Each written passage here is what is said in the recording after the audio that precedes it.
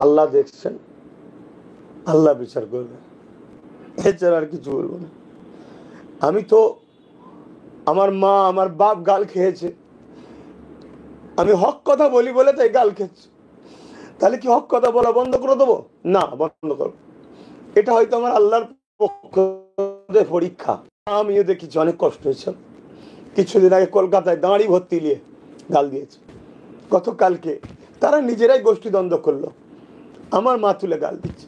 তোর যদি আমাকে এতই মারা শখ যায়, তোদের ভাঙড়ে যখন যাই বেরো দিবি ডাইরেক্ট। আমার মাটা কি করেছে? আমার মাটাকে ধরে টানছিস কেন?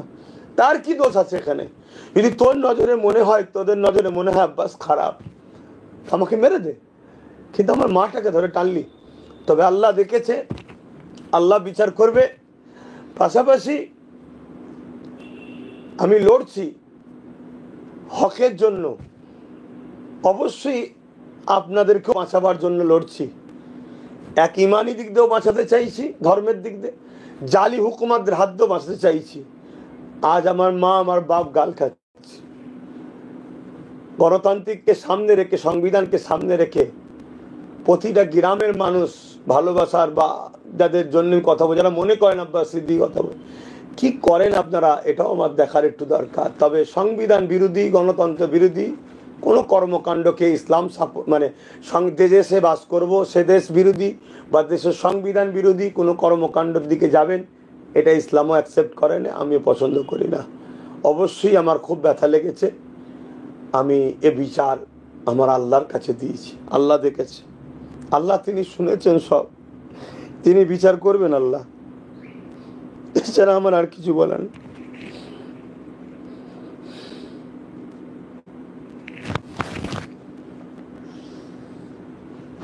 আনিস খানের তৈরি স্টুডেন্ট ফ্রন্টের ছেলেরা আগামীকাল আলিয়া বিশ্ববিদ্যালয় রেজিস্ট্রারের সামনে তৃণমূলের ছাত্র পরিষদের ছেলেদের দ্বারা আক্রান্ত, কি বলবেন?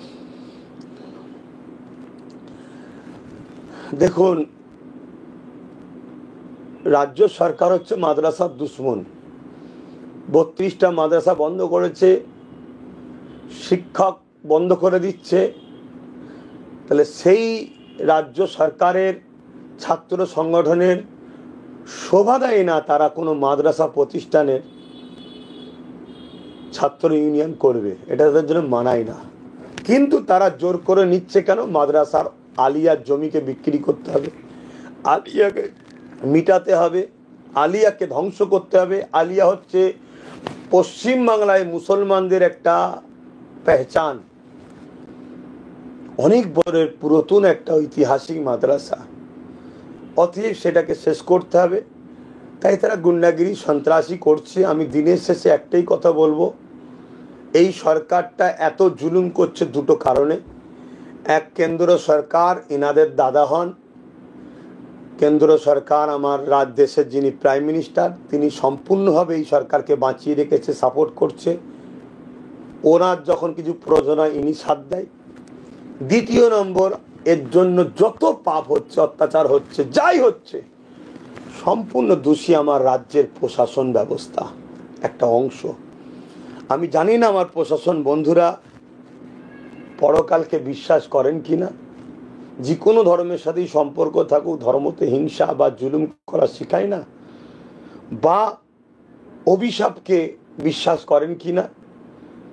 আমার মনে হয় প্রশাসন বন্ধুদের একটু রুখে যাওয়া দরকার। অনেক হয়েছে, অনেক হয়েছে। আপনাদের একটা অংশ দ্বারা আইন ব্যবস্থাকে ধ্বংস করে শাসকের কি বলে কর্মী হয়ে তাদের চাটুকারি করারা, মনে হয় এই জায়গায় ব্রেক করা দরকার। নচেত দুটো জিনিস হতে পারে, এক, মানুষের অভিশাপে কঠিন কঠিন বিমার হয়ে আপনারা ধ্বংস হয়ে যাবেন, আর নচেত দেশ ও রাজ্যকে বাঁচাবার স্বার্থে মানুষ কিন্তু যেভাবে ব্রিটিশদের সঙ্গে আচার করেছে, ব্রিটিশ প্রশাসনের সাথে, মানুষ কিন্তু আগামী দিন সেদিকে আগাচ্ছে। আমার মনে হয় একটু যদি মানবতা থাকে, পরিবার, সন্তান, বাচ্চাদের মুখের দিকে তাকিয়ে একটু রুখে যাওয়া দরকার। অনেকটা হয়েছে, যা আখের গুছাবার গুছিয়েছেন আর করেছেন, রুখে যাওয়া দরকার।